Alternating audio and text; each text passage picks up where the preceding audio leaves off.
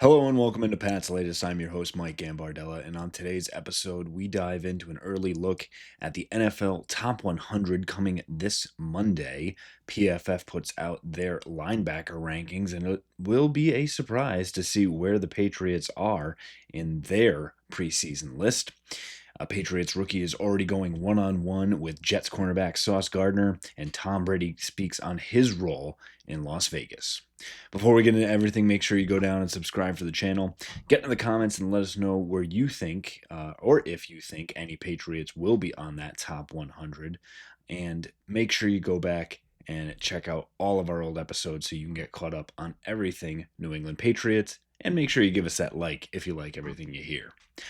We start today with a look at that NFL top 100, and the annual list comes out, voted on by the players, and getting a lot of input from across the league. It's always an interesting list to kind of see where players fall, and really is variable based upon what you did last year. So if you were injured, if you had a down year, just a certain amount of cachet can only hold you up so much. So, with that list coming out on Monday, I think it's fair to ask, will any Patriots be on that list from a 4-13 team? That alone probably says no. The two guys that could have a shot at it are Christian Gonzalez, but due to him being injured, I think it would be unfair to expect him to be on that list.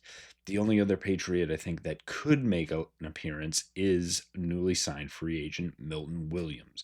Fresh off of that dominating performance in the Super Bowl, it will be top of mind for many voters and could potentially crack the top 100 for it. But I think for the most part, those are the two Patriots that everyone needs to look out for. A dark horse for the list could be Carlton Davis, another free agent coming in from the Detroit Lions, who again had a good year.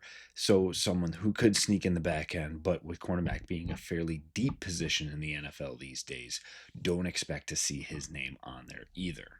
Additionally, probably the highest known name coming in for the Patriots here, Stephon Diggs. Again, with his injury, the cachet and what he's done in his career puts him obviously in that discussion, but I think the injury probably keeps him just on the outside of the top 100. The final question to ask about this list, and obviously Drake May will not be on it because this is not about what you will do or what you could do, but you're standing currently in the NFL. But with everything surrounding Drake May, with a lot of free agents around him, new coaching staff, expected to take that leap, how high could Drake May get in 2026? Now, again, it will all depend on what he does out on the gridiron at the end of the day, but do not be surprised that if in 2026 we're talking about Drake May as a top 75 player in this NFL, after not being ranked in these rankings, that will likely be here on Monday morning. We also take a look here at other rankings, and PFF has put out their linebacker cores and what they think are the top units in the NFL these days. And it's a little surprising to see the Patriots actually in the top five. To really run in reverse order the top 10, Minnesota starts the list in that number 10 spot, AFC East rival New York Jets. In at 9, the New Orleans Saints, again, a team that probably will be a little bit lower in the NFL rankings this year, but a good defensive linebacking unit, followed by the San Francisco 49ers, Jacksonville Jaguars, to round out the bottom half of that top 10. There are two teams below the Patriots in the top 5. So the Washington Commanders, Bobby Wagner obviously being a big factor for that, and the Kansas City Chiefs checking in at 5 and 4 respectively. So yes, the Patriots actually have a top 3 linebacking unit in the NFL per PFF. They are number 3. Let's not mince any words here. The Philadelphia Eagles and Detroit Lions are respectively 1 and 2 overall, and I think have done everything out on the field to earn that spot. And Philly obviously coming off of that championship run with Zach Bound, who the Patriots were actually in on as a free agent, weren't able to get him. But again, with Robert Spillane really leading the charge, a fantastic free agent signing. And if you look at, even with Tavai going down, Christian Ellis coming back in, giving some depth for that unit, and looking at Harold Landry, other guys like Anthony Jennings who can set the edge from that outside linebacker spot, and some of those kind of flex outside linebacker rush positions as well, really gives the Pats a true unit that follows what Mike Vrabel did, right? And don't be surprised if the coaching follows suit for it. I think overall, this might actually be a little too high for a less cohesive Patriots unit. They are new. They're going to have to learn a lot of new things. There's going to be a new scheme. So while I do think this is a top 10 unit, I even think top 5 might be a little too early for them. They probably would settle in around number 7 for me, but good to see that the Patriots are already getting the looks from those major media markets as a top unit and something along with a good secondary behind them and an imposing defensive line. This defensive unit really could end up being, again, a top 10 unit, and the sky ends up being the limit overall. Speaking of expectations and new players, Patriots rookie Kyle Williams is already making an impact, and it's coming at a very high level, going up against Sauce Gardner, as the two were actually out in California practicing at UCLA, going up against one another. Fellow Patriot Jeremiah Webb was actually out there as well, along with Dolphin safety Ashton Davis, all of them training together and continuing that work while minicamp is done. And again, we have this just under now month-long break before we get into training camp. The expectation is that these guys are going to take care of themselves. They're going to put in the work. You saw Stephon Diggs out on social media, again, grinding away. But it's impressive to see Kyle Williams, a third-round rookie out of Washington State, already challenging himself and putting himself up against some of the top 5 cornerbacks in the league, such as Sauce Gardner. And again, that old phrase of iron sharpens iron, that's exactly what you want to see from a young guy.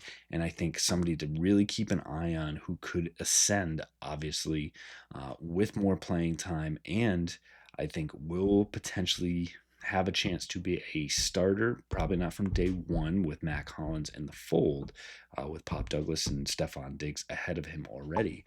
But as early as I would say week 4, you could see him leapfrog into that 3 wide receiver set and potentially command more targets than even Pop Douglas. Now, I know that's saying a lot, but I think the talent we've seen, the fluidity out of the routes, the way the coaches are talking about him and how he's showing himself out on the field, it sets up for everything for Kyle Williams to truly make a big impact in year 1.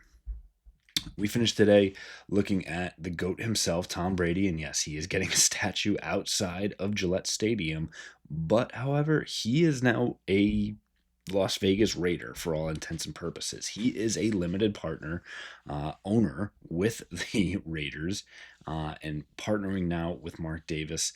And it's a little weird, right?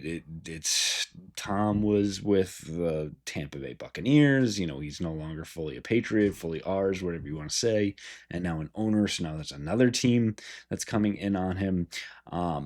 He was asked about what his role is with the Raiders, and obviously owners have varying degrees of influence and can cause only so much change and effect on those teams. But when you are arguably the greatest of all time, you are the best quarterback of all time, there's going to be a certain level of expectation, and Tom Brady's going to be allowed by Mark Davis to pretty much do as much as he wants. So when asked, you know, how being a limited partner with him, he said that Mark Davis is flat out the boss, and then Pete Carroll does his job, and John Spytek does his job, and I think we trust them to make the right decision. So Tom obviously deferring to the brain trust for the Raiders, but went on to say that I'm there as a great sounding board for anything they need. That's a damn good sounding board at the end of the day.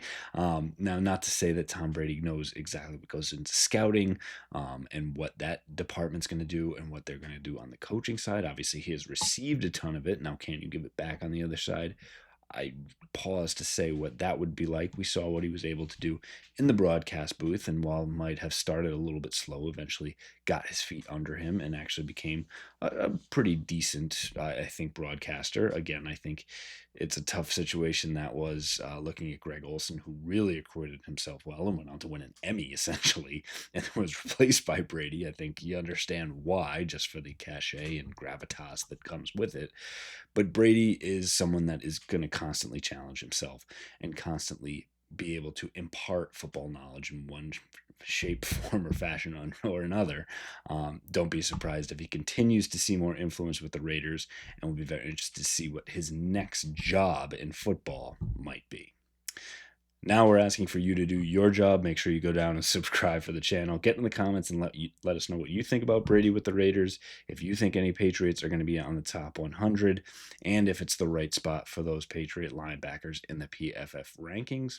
Make sure you give us a like if you've liked what you heard on this episode, and if so, go back and check out all of our other ones so you know exactly what's going on with your New England Patriots this offseason. We'll have it all for you here on Pat's Latest. Fight on, Foxborough.